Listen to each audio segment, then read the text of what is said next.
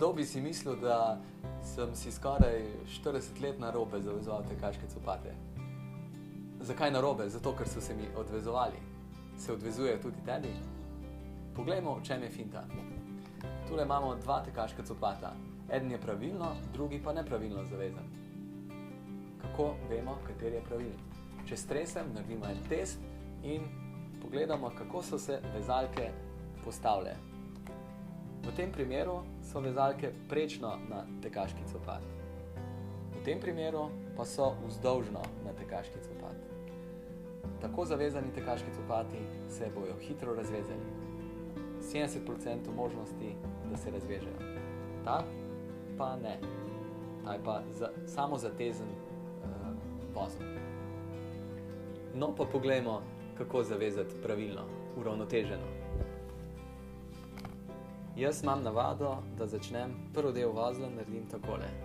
V tem primeru mi vozel zgubi rahlo ravnotežje na to stran. Zdaj je pomembno, da bo drugi del vozla, ki ga bom naredil naprej, da bo uravnotežil to in to se bo zgodilo tako, da naredim jaz takole in grem od vzgoraj na vzdolj. Uravnotežen vozel. Samo zatezen. Narobe bi bilo, če bi jaz naredil vozel takole. Včasih sem ga delal tako in to je povzročilo, da so se mi vezalke odvezovale.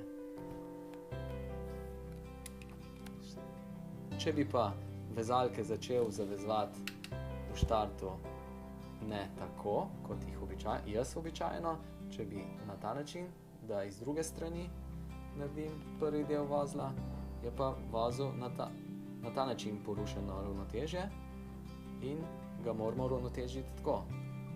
To bi pa res bilo pravilno potem tako, kot je in zdaj uravnoteženo. Upam, da je zdaj to jasno.